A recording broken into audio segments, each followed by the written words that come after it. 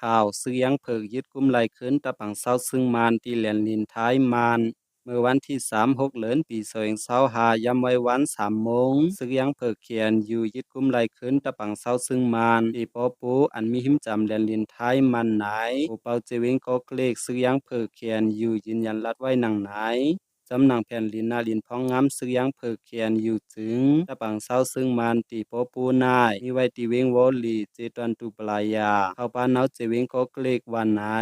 ตาตียึดไล่ตะปังเศร้านั่นแต่หังเลินมีวงที่ซึกยังเพิกเขียนอยู่เจ้าเครื่องตรวนเครื่องกองลงสียึดตึกดับซึ่งมันเฮาแหงไผ่ซึ่งมันก็นั่งหือเตรียมไล่ไปพาตะปังเศร้านั่นเพียงแข่งกันซึกสียึดตึกขึ้นเฮาแหง ตะปังเสาตีโปปูนายซึ่งมันกุมเอาไว้หึงมาเข้าทั้ง3 ปีพี่น้องตีลองยาวตาเส้นตั้งเมียวตีวอลีเกี่ยวกับปังตึกตีแลนลินท้ายมันนานซึ่งมันอำเภอเผาเป็นตั้งการสังย้อนปังตึกสีไผ่ตะเป้าแลนลินท้ายก่อต้อง1 เป้าต้วยจอมไว้อยู่ไหนสื่อท้ายให้งานไว้หนังไหน